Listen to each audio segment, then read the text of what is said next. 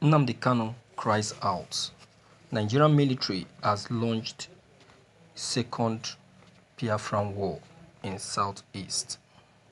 Nnamdi Kanu, the leader of the indigenous people of Biafra IPOB, on Friday accused the Nigerian Military Department of State Services (DSS) and the police of launching a second Biafran war in the southeast. Kanu alleged that the Nigerian military used fighter jets, tanks, and heavy war equipment while launching the attacks, which started on Thursday in Olu and Osu local government area of Imo State. He made the allegation through the IPOB spokesperson, Emma Powerful. In a statement by Powerful, Kanu, however, claimed that people of the southeast would defend their ancestral land. His statement read, "Finally, the Nigerian military has brought war to Biafra, but we shall fight to defend our ancestral land. We, the indigenous people of Biafra IPOB, ably led by our great leader, Mazi Nnamdi Kanu, wish to bring to the attention of the whole world that the Nigerian military has, at last, brought war to Biafran land, supported by other security agencies including police and the Department of State Services (DSS). They came with military jets, tanks, and heavy war equipment against us. Yes, the second Nigerian Biafran war has begun. The war began on Thursday, February. The wicked Nigerian military has simultaneously launched both land and air attacks on us after the genocidal war of 1967 to 1970, in which they killed over 5 million innocent Biafrans. They have come again to bomb the Biafrans under the protest that they are hunting the gallant personnel of Eastern Security Network (ESN), guarding our forest against killer herdsmen and Boko people on rampage in our land. Days before the raid, they first abducted a synagogue priest, Mazi Egule, and his household, branding them IPOB members. Then, on February 16th, they abducted Mrs. Ngozi Umeadi, who they learned took care of those injured during the EndSARS protest. Not done yet, they took Dr. Stephen Irochi of Multicare Hospital and some injured EndSARS protesters from Obigbo receiving treatment at the hospital. Olu and its environs are now a theater of war declared by the wicked Nigerian government against innocent Biafran. Scores of innocent civilians have already fallen casualty. Olu and its neighboring Osu local government area have been under heavy bombardment by the Nigerian Air Force since yesterday, February 18, 2021. Regrettably, this genocidal war against Biafrans has the endorsement of the Supreme Court Administrator of Imo State, Hope Uzodinma, who the Fulani Janjaweed government is using in its futile desperation to actualize its Fulanization agenda. But he, his likes, and their slave masters will pay heavily for this. Nobody should erroneously think he is exempted from the wicked plots of our enemies.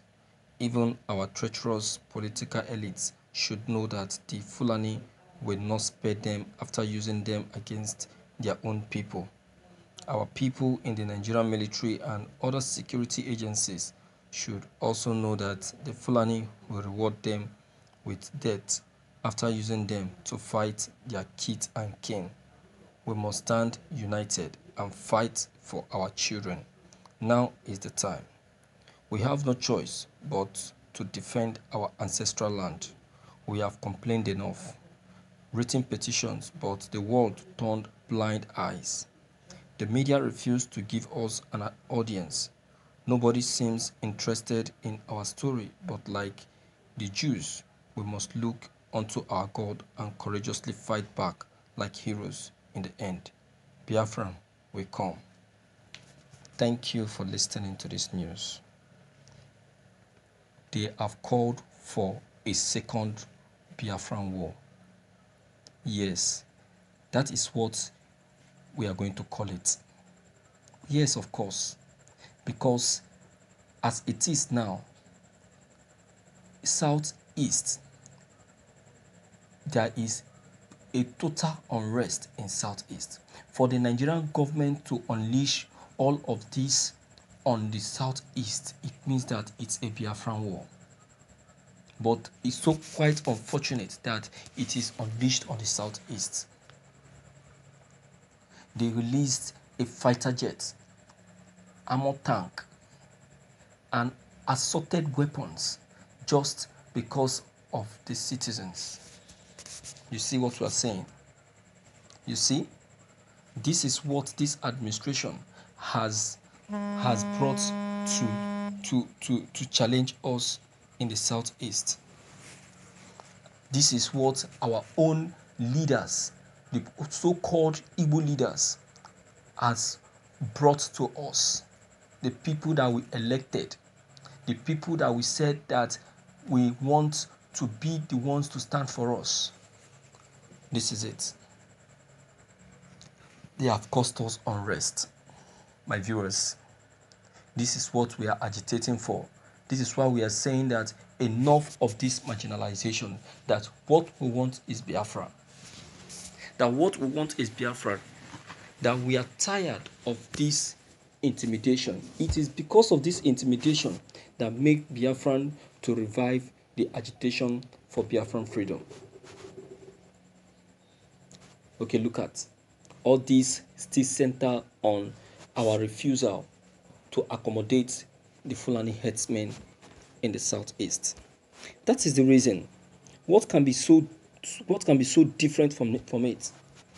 What can be so different from it? There is no difference in anything. That is just the humble truth. We said no, that is just the reason. We refused them, that is just the reason.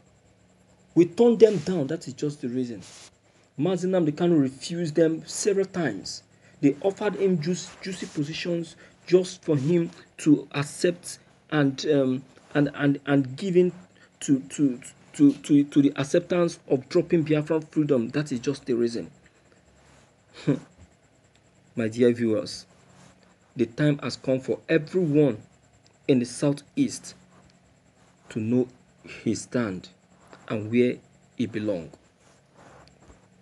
You understand? Since they have decided to bring it up, everyone needs to be on stand.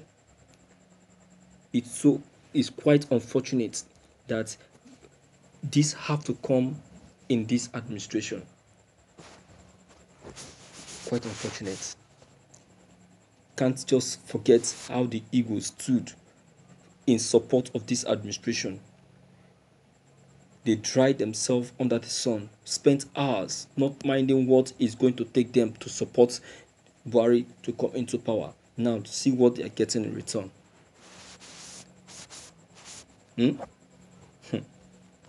Wonder shall never end. My viewers, I deem this fit to call you in onto this matter. I call you in into this matter to come in and support this movement. Say whatever you feel that is right concerning this issue. Okay, click on the subscription buttons as well as the bell buttons to get updated each time we upload any new videos. Thank you.